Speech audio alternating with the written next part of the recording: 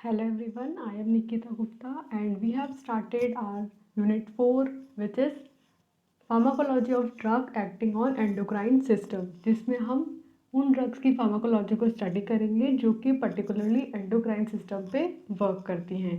तो इसमें हम हमारा नेक्स्ट जो टॉपिक है, नेक्स्ट जो चैप्टर है वो स्टार्ट करेंगे and that is thyroid hormones, analogues and their inhibitors. तो अभी तक हमने इसमें पहले पिट्यूटरी से जो इंटीरियर और पोस्टीरियर पिट्यूटरी के एनालॉगस और उनके इनिबिटर्स देखे हैं। अब हम सेकंड जो है थायराइड हार्मोन्स के एनालॉगस और उनके इनिबिटर्स देखेंगे। क्या होता है थायराइड हार्मोन और कहाँ से रिलीज़ होता है, कौन सी ग्लैंड से रिलीज़ होता है और कैसे एक्ट करता है, क्या क्या इसके फंक्शंस हैं, सबसे पहले ये स्टडी करते हैं। Disease of the thyroid gland are prevalent and it is in this chapter, we deal with drug therapy used to mitigate these disorders. Means कि जब थायराइड ग्लैंड में कोई डिजीज़ होएगी तो वो क्या करेंगी, थायराइडिज्म कॉज करेंगी। और इस चैप्टर के अंदर हम उन ड्रग्स को पढ़ेंगे, उन थेरेपीज़ को पढ़ेंगे जो कि इस डिसऑर्डर को ख़त्म करती है। मीन्स कि जो थायराइड ग्लैंड में अगर कोई डिसऑर्डर हो रहा है, इसका एक्सेस अमाउंट ऑफ सिक्रेशन हो रहा है या इसका रिक्वायर्ड से कम अमाउंट ऑफ सिक्रेशन हो रहा है, तो उसको वजह से जो डिसऑर्डर कोज हो रहे हैं उनके साथ ये डील करती है। And this is how thyroid drug therapy act and function. तो उनके वो सब हम देखेंगे। We set the scene by briefly outline the structure, regulation, physiology of thyroid and highlight the most common abnormalities of the thyroid function. तो इस chapter में हम सबसे बेसिकली क्या पढ़ने वाले हैं कि जो थायराइड है उसकी स्ट्रक्चर कैसी होती है, उसकी फिजियोलॉजी कैसे होती है, कैसे वो फंक्शन करती है और कैसे उसमें रेगुलेशन होता है। मीन्स कि फीडबैक मैकेनिज्म के थ्रू कि जब एक्सेस अमाउंट ऑफ सिक्रेशन होता है तो फिर कैसे फीडबैक के थ्रू उसको कम किया जाता है और जब कम हो रहा होता है तो उसे बढ़ाया जाता है। और सबसे ज़्यादा इसमें हाईलाइटेड पार्ट है थायराइड के फंक्शंस क्या हैं और थायराइड के फंक्शंस में कौन कौन सी अबनॉर्मलिटीज़ होती हैं, उनको कैसे ट्रीट करना है। ये हम इस चैप्टर में पढ़ने वाले हैं। इसमें सबसे पहले हम पढ़ेंगे कि थायराइड जो है उसकी सिंथेसिस कैसे होती है, फिर वो कहाँ स्टोर होता है, कैसे स्टोर होता है और फिर उसका सिक्रेशन कैसे होता है, कितना अमाउंट ऑफ सिक्रेशन हो रहा होता है। The thyroid gland secretes 3 main hormones. First thyroxine, triiodothyronine and calcitonin. Means कि जो थायराइड ग्लैंड है वो मेनली 3 हार्मोन्स को सिक्रेट करती हैं। पहला है आपके थायरोक्सिन जिसे बोलते हैं T4, सेकंड है ट्राईआइडोथायरोनिन जिसे बोलते हैं T3 एंड कैल्सिटोनिन। अब इसमें जो T3 एंड T4 है are critically important for normal growth and development and for energy metabolism. Means कि T3 और T4 तो क्या करते हैं, ग्रोथ करवाते हैं और जो नॉर्मल सेल्स है उनका डेवलपमेंट कराते हैं और एनर्जी के मेटाबॉलिज्म के लिए रिस्पॉन्सिबल होते हैं। वहीं जो हमारा कैल्सिटोनिन है, it is involve in the control of plasma calcium plus 2 and it is deal with in the term thyroid hormone will be used here solely to refer T4 and T3। इसमें जो हमने कहा कि calcitonin जो है ये involve होता है कैल्शियम के कंट्रोल के लिए और उसके साथ डील करने के लिए। मीन्स कि कैल्सिटोनिन मीन्स कि कैल्शियम से पूरा ये रिलेटेड है और ये कैल्शियम का प्लाज्मा में रिलीज, उसका पूरा कंट्रोल मेंटेन करता है। यहाँ जो हम थायराइड हार्मोन की बात कर रहे हैं उसमें हम मेनली T3 और T4 को मेंशन करेंगे और उनके बारे में डिस्कस करेंगे। नेक्स्ट हम यहाँ समझ रहे हैं कि किस तरीके से जो T3 T4 हमारे थायराइड हार्मोन उनकी सिंथेसिस होती है और उनका स्टोर होता है। तो ये हमारी सेल्स हैं, ठीक है। इसमें डिफरेंट डिफरेंट टाइप्स की सेल्स हैं जैसे कि थायरोग्लोबिन, थायरोग्लोबिन रिसेप्टर्स, एंडोसोम्स, मैक्रोपिनोसाइटोसिस, मैक्रोपिनोसोम्स, ट्रांससाइटोसिस। तो ये सब इनमें प्रेजेंट होते हैं। तो अब क्या होता है कि जब यहाँ ये जो थायराइड का थायरोग्लोबिन रिसेप्टर है इन पे वो ड्रग आके बाइंड होगी तो उससे क्या प्रोड्यूस होंगे, एंडोसोम्स प्रोड्यूस होंगे, ठीक है, जो क्या करेंगे फर्दर ये आपका लाइसोसोम है, इसमें से क्या करेंगे T3 से T4 और फर्दर उसको रिलीज करवाएंगे। मीन्स कि आपके सेल्स में स्टोर होता है T3 और T4, जिसको बेसिकली रिसेप्टर्स पे जब कोई ड्रग बाइंड होती है तो वो स्टोर जो T3 T4 है वो रिलीज होने लगता है, और इसी तरीके से ये जो है हमें ऑब्टेन्ड होता है। ठीक है, और इसकी सिंथेसिस कहाँ हो रही होती है? सेल्स में हो रही होती है। ठीक है, तो नेक्स्ट है रेगुलेशन ऑफ थायराइड फंक्शन। हमने देख लिया कि थायराइड हार्मोन जो है वो सेल्स में प्रेजेंट होता है, तो अब जो प्रेजेंट है उसका कैसे रेगुलेट करेंगे आप, उसको कब उसे स्टिमुलेट करना है और कब उसके स्टिमुलेशन को रोकना है, तो उसकी बात करें हम तो थायरोट्रोपिन रिलीजिंग हार्मोन यानी कि TRH release from the hypothalamus in response of various stimuli release thyroid stimulating hormone यानी कि TSH from the interior pituitary, as does the synthetic tripeptide protrylene, that is pyroglutamyl histidylprolein which is used in this way for the diagnosis purpose. Means कि सबसे पहले release होगा आपके hypothalamus से TRH। ठीक है, ये क्या होता है? थायरोट्रोपिन रिलीजिंग हार्मोन, जो किसको रिलीज करेगा? थायरोट्रोपिन को। ठीक है, किसकी वजह से? बहुत सारे स्टिमुलस आएंगे जिसका रिजल्टेंट होगा ये। फिर ये जो TRH है ये क्या रिलीज कराएगा? TSH यानी कि थायराइड स्टिमुलेटिंग हार्मोन, जिसे थायरोट्रोपिन भी कहते हैं, जो हमने लास्ट एंटीरियर पिट्यूटरी से देखा था, वहाँ से ये रिलीज होएगा। एंड ये कैसे फंक्शन करेगा? एज सिंथेटिक ट्राइपेप्टाइड प्रोट्राइलिन के जैसे ये वर्क करेगा, जो कि यूज़ किया जाता है डायग्नोसिस पर्पस के लिए।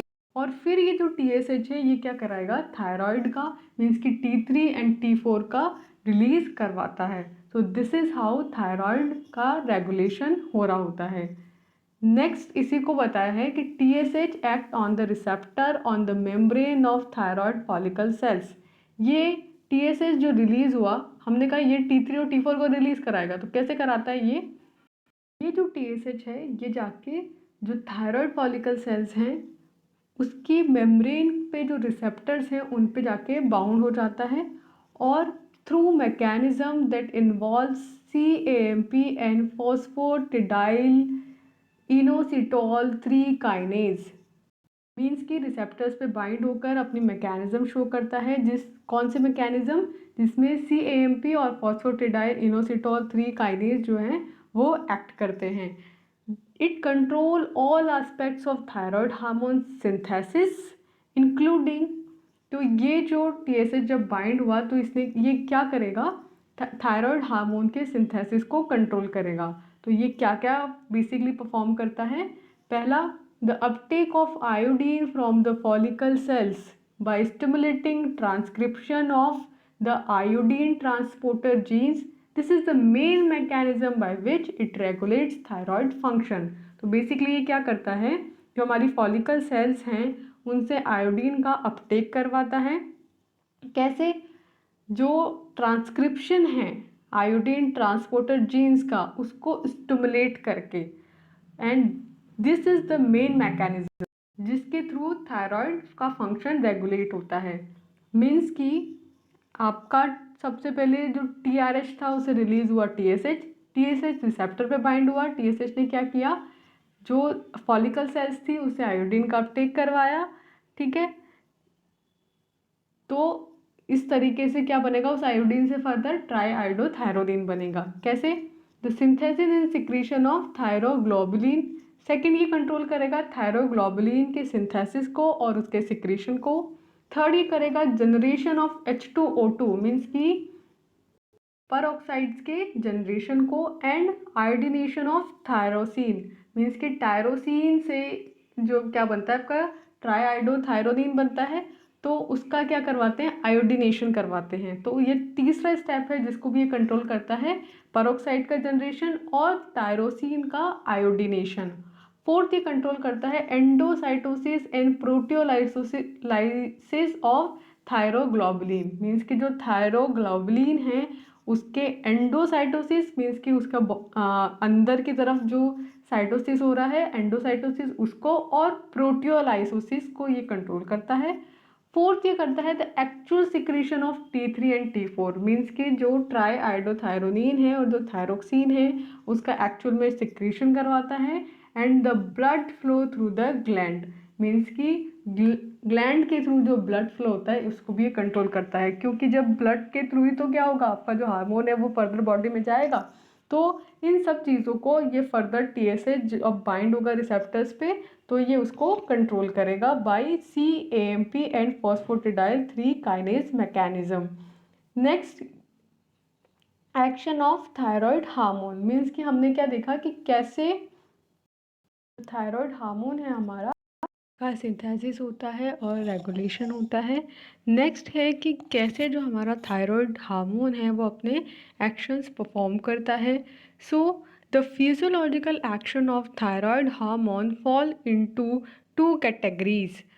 First, those attach affecting metabolism and those affecting growth and development, means कि थायराइड हार्मोन जो है इसका फिजियोलॉजिकल एक्शन जो है इसे दो कैटेगरीज में डिवाइड किया गया है। पहला, वो जो थायराइड के मेटाबॉलिज्म को अफेक्ट करते हैं और वो जो थायराइड के ग्रोथ और डेवलपमेंट को अफेक्ट करते हैं।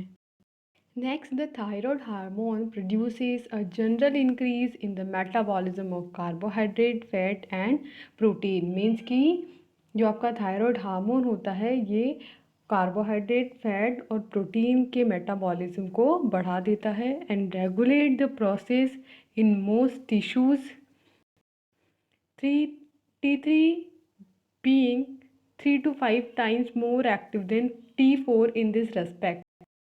तो हमारा जो थायराइड हार्मोन था इसने कार्बोहाइड्रेट, फैट और प्रोटीन के मेटाबॉलिज्म को इंक्रीज़ किया और इनका जो मेटाबॉलिज्म था उसको मोस्ट टिश्यूज़ में इस प्रोसेस को रेगुलेट किया। और इस प्रोसेस के लिए जो T3 होता है ट्राई आइडोथायरोनिन, वो T4 यानी थायरोनिन के कंपैरिजन में ज़्यादा एक्टिव होता है।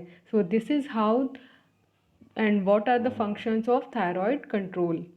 मीन्स कि जो थायराइड है वो फर्स्ट तो क्या कर रहा है, जो मेटाबॉलिज्म है और जो ग्रोथ है, डेवलपमेंट है, उन पे एक्ट कर रहा है। तो किसके मेटाबॉलिज्म पे, कार्बोहाइड्रेट, फैट और प्रोटीन के मेटाबॉलिज्म पे। और नेक्स्ट क्या कर रहा है, जो ग्रोथ और डेवलपमेंट इससे अफेक्ट हो रही है उसको ये मेंटेन करके रखता है। नेक्स्ट है जो थायराइड है उसका एक्शन ग्रोथ एंड डेवलपमेंट पे। So the thyroid hormones have critical role on growth, partially by direct action on cells and also indirectly by influencing growth hormone production and potentiating its effects on its target tissue। Means कि जो thyroid hormone है उसका critical role है growth पे, और ये जो thyroid hormone होता है ये पार्शली एक्शन करता है सेल्स पे और इनडायरेक्टली ये इन्फ्लुएंस करता है जो ग्रोथ हार्मोन्स हैं उनके प्रोडक्शन पे और पोटेंशिएट करता है टिश्यूज़ को उसके अफेक्ट के लिए। सो दिस इज़ हाउ जो थायराइड हार्मोन है वो ग्रोथ और डेवलपमेंट को अफेक्ट करता है। नेक्स्ट है मैकेनिज्म ऑफ एक्शन कि ये कैसे एक्ट करता है। सो while there is some evidence for non-genomic actions, these hormones mainly through a mechanism dependent on occupation of a member of a nuclear receptor family। Means कि ये जो है जो नॉन जीनोमिक एक्शंस हैं उनके लिए इसके कुछ एविडेंस मिले हैं जो ये बताते हैं कि ये जो हार्मोन है इसकी जो मैकेनिज़्म है वो डिपेंडेंट करती है जो इसके मेंबर्स हैं न्यूक्लियर रिसेप्टर फैमिली के उन पर। मीन्स कि जो न्यूक्लियर रिसेप्टर फैमिली होती है उसके जो मेंबर्स हैं जो जिस तरह से एक्ट करते हैं उनके मैकेनिज्म पे थायराइड हार्मोन का एक्शन जो है वो डिपेंड करता है। TR नेक्स्ट है ट्रांसपोर्टेशन एंड मेटाबॉलिज्म। मीन्स कि जब ये अपना एक्शन परफॉर्म करता है तो उस टाइम पे इसका कैसे ट्रांसपोर्टेशन होता है, कैसे ये फॉलिकल्स से रिलीज होता है और फिर इसका कैसे मेटाबॉलिज्म होता है। तो both hormones are transported in the blood bound mainly to thyroxine binding globulin, means कि TBG। मीन्स कि ये जो हार्मोन्स होते हैं थायराइड के, थायरोनिन एंड थायरोक्सिन, ये जो है ट्रांसपोर्ट होते हैं इन द ब्लड। ये जो ब्लड में बाउंड होते हैं वो थायरोक्सिन बाइंडिंग ग्लोबुलिन के साथ बाइंड होते हैं। मीन्स कि एक प्रोटीन है हमारा थायरोक्सिन बाइंडिंग ग्लोबुलिन, उसके साथ बाइंड होकर ये ब्लड में ट्रांसपोर्ट होते हैं। Plasma concentration of these hormones can be measured by radio immunoassay and normally fall into the range 1 to 10⁻⁷ minus mole per litre for T4 and 2 × 10⁻⁹ mole per litre for T3। Means की और इस hormone की जो plasma concentration है उसे measure किया जाता है रेडियो इम्यून ऐसे मेथड से। और जो रेंज आई है इन हार्मोन की वो T4 के लिए है 1 × 10⁻⁻7 मोल पर लीटर एंड T3 के लिए 2 × 10⁹ मोल पर लीटर। अब जो थायरोक्सिन हार्मोन है इसका मेटाबॉलिज्म हो गया, ये ट्रांसपोर्ट हो गया, लेकिन अगर इसकी नहीं हमारे को डिज़ायर जितनी नीड है उतनी मिल पाती तो क्या होगी, अबनॉर्मलिटीज़ होंगी। तो क्या अबनॉर्मलिटीज़ होती है थायराइड के फंक्शन से? So thyroid disorders are among the most common endocrine disease and subclinical thyroid disease is particularly relevant in the middle age and early. Means कि जो थायराइड हार्मोन है उसमें डिसऑर्डर होने से, थायराइड का proper release नहीं होने से जो होने वाली एंडोक्राइन डिजीज़ेस है वो बहुत मोस्ट कॉमन है। मीन्स कि सबसे ज़्यादा होती हैं। और इसके जो सब क्लिनिकल थायराइड डिजीज़ हैं ये पर्टिकुलरली देखी गई है मिडिल एज और एल्डरली पेशेंट्स में। सो थायराइड में अबनॉर्मलिटी होने की वजह से होने वाली फर्स्ट डिजीज़ है हाइपरथायरॉयडिज्म, जिसमें क्या होगा, थायराइड से जो थायरोक्सिन का लेवल है वो ज़्यादा हो जाएगा, ज़्यादा अमाउंट में हार्मोन रिलीज़ होने लग जाएगा और इसकी वजह से टॉक्सिसिटी हो जाती है, इसलिए इसको बोलते हैं थायरोटॉक्सिकोसिस। तो इसमें होता क्या है, in thyrotoxicosis there is a excessive activity of thyroid hormone resulting in a high metabolic rate, an increase in skin temperature, sweating and marked sensitivity to heat। Means कि जो थायरोटॉक्सिकोसिस होता है इसमें जो थायराइड हार्मोन है इसकी activity ज़्यादा हो जाती है, एक्सेस हो जाती है।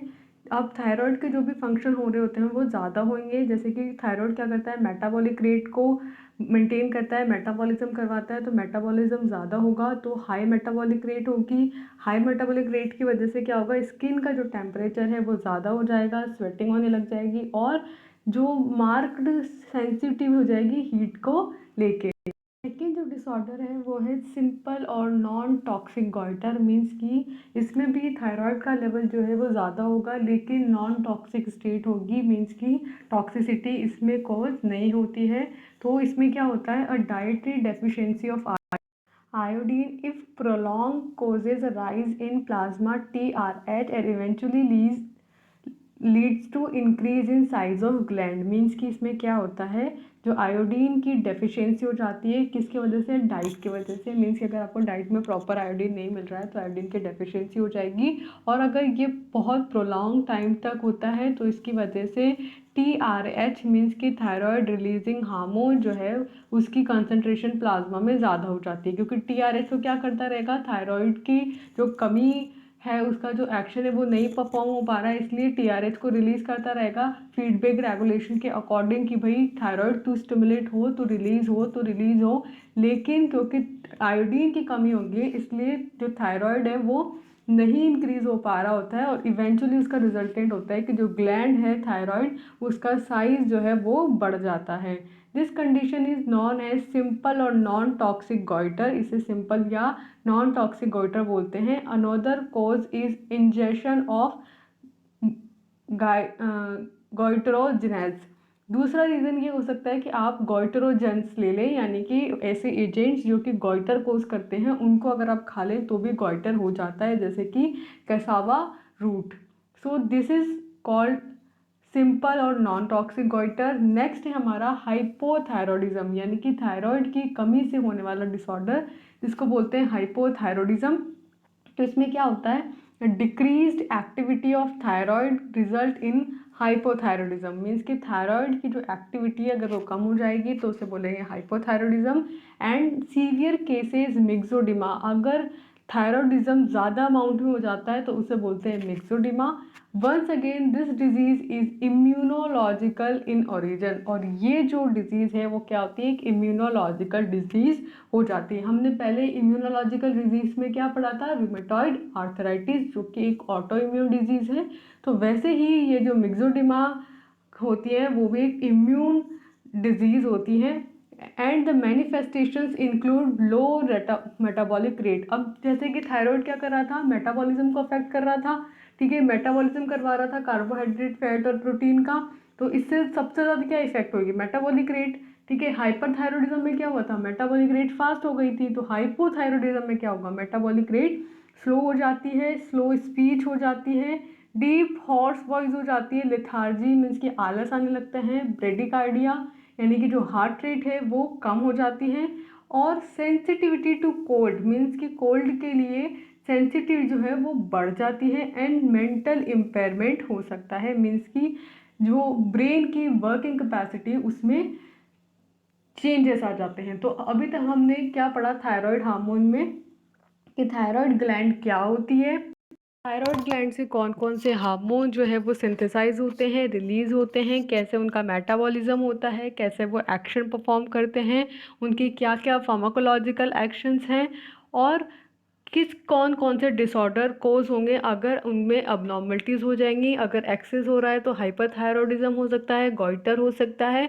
और अगर कमी हो रही है तो हाइपोथायरॉयडिज्म और मिक्सिडिमा हो सकता है। सो यहाँ हम हमारा थायराइड ग्लैंड का फर्स्ट पार्ट जो है वो कंप्लीट करते हैं। नेक्स्ट पार्ट में हम ये देखेंगे कि कौन कौन से ड्रग्स हैं, एजेंट्स हैं जो थायराइड के अगेंस्ट वर्क करते हैं और थायराइड की सिंथेसिस को इनहिबिट करते हैं। क्योंकि अगर हाइपर थायरॉयडिज्म की कंडीशन हुई है, मींस कि थायराइड ज़्यादा स्टिमुलेट हो रहा है, तो हमें क्या करना पड़ेगा, थायराइड के स्टिमुलेशन को कम करना पड़ेगा। तो उसके लिए हम क्या देंगे, एंटी थायराइड देंगे। तो नेक्स्ट पार्ट में हम एंटी थायराइड्स के बारे में पढ़ेंगे और उनके एक्शंस के बारे में पढ़ेंगे। So for now, thank you.